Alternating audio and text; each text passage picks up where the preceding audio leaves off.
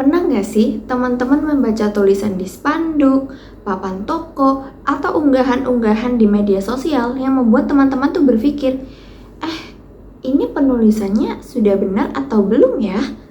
Nah, ternyata banyak sekali kesalahan bahasa Indonesia di ruang publik dan sosial media yang sering kita temui tanpa sadar loh. Yuk kita analisis bersama agar semakin peka dan bangga dengan penulisan bahasa Indonesia yang benar. Fenomena pertama bisa kita lihat di sini, terdapat papan toko bertuliskan kepuasan pelanggan sama dengan trofi kami, terima kasih, sampai jumpa lagi. Nah, trofi kami adalah gabungan dari kata bahasa Inggris dan bahasa Indonesia. Seharusnya kata trofi ini dicetak dengan miring karena dia merupakan kata dari bahasa Inggris. Namun bisa pula diubah menjadi bahasa Indonesia dengan mengganti hurufnya menjadi TROFI. Jadi bisa juga diganti trofi kami namun dengan penulisan bahasa Indonesia. Hal ini dapat terjadi karena pemilik toko menginginkan untuk menonjolkan kata trofi agar menarik perhatian konsumen dan juga mengikuti kata modern saat ini diminati oleh generasi-generasi muda. Di fenomena kedua dapat kita lihat di sini terdapat tulisan poster Dirgahayu Republik Indonesia ke-79. Nah, poster ini salah karena kata Indonesia di sini tercetak 2 kali sehingga menimbulkan duplikasi.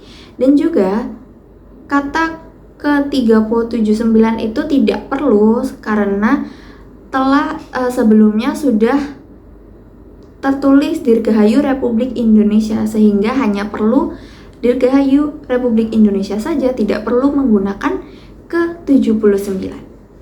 Namun fenomena kedua ini dapat saja diperbolehkan jika kita lihat dari sisi estetika atau desain grafis karena perubahan bentuk atau ejaan bertujuan memperkuat daya tarik visual bukan untuk komunikasi linguistik formal. Kemudian pada fenomena ketiga terdapat pengumuman seperti yang tertera pada gambar di sini.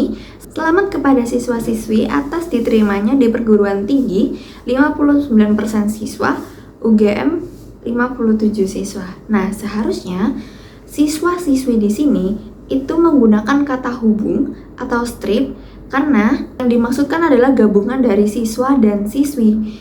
Sehingga bisa ditulis dengan siswa strip siswi maupun siswa garis miring siswi. Kemudian untuk 59% siswanya dapat ditulis dengan huruf kecil semua, tidak perlu dengan kapital. Kemudian untuk yang 57 siswa pun sama, hanya ditulis dengan huruf kecil semua, tidak perlu ditulis dengan huruf kapital semua, karena itu adalah bentuk tidak baku. Namun bila dilihat dari sisi estetika, desain, dan kebiasaan sosial, penulisan tanpa tanda hubung dapat dianggap masih dapat diterima karena tidak mengubah makna dan justru menyesuaikan konteks visual serta kebiasaan penggunaan sehari-hari.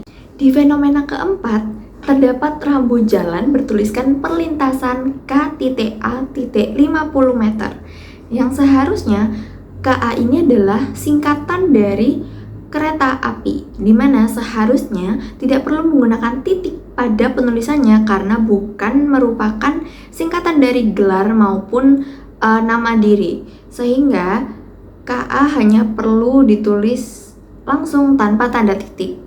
Namun untuk kata perlintasan hanya P-nya saja yang kapital, sementara yang lainnya ditulis dengan huruf kecil. Lalu kenapa hal tersebut dapat terjadi? Karena kebiasaan lama sebelum EYD terbaru, singkatan masih ditulis dengan titik sehingga pemasangan rambu ini menggunakan kebiasaan lama tersebut. Namun hal tersebut dapat dibenarkan jika kita lihat dari sisi fungsional dan komunikasi visual. Karena tujuan dari rambu jalan itu adalah memberikan informasi yang cepat, jelas, dan mudah dibaca oleh pengendara. Sehingga penulisan K.A. itu dapat dianggap membantu memisahkan 2 huruf agar lebih terbaca dengan jelas dari jarak jauh.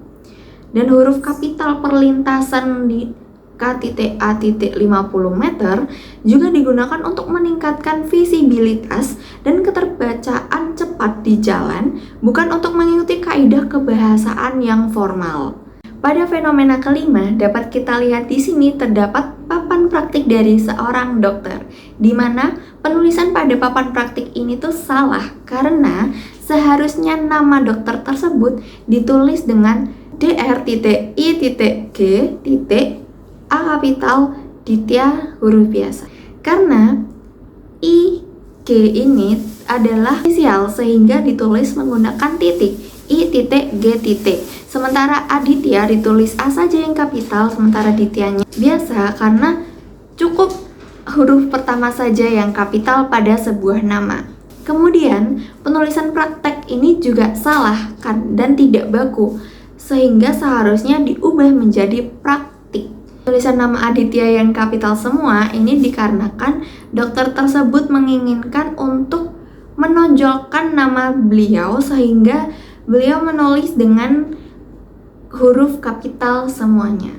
Namun, hal ini dapat dibenarkan jika kita lihat dari sisi fungsi praktis dan komunikasi publik. Karena tujuan utama papan praktik dokter adalah menyampaikan informasi cepat dan jelas kepada pasien, siapa dokternya, kapan buka, dan jamnya.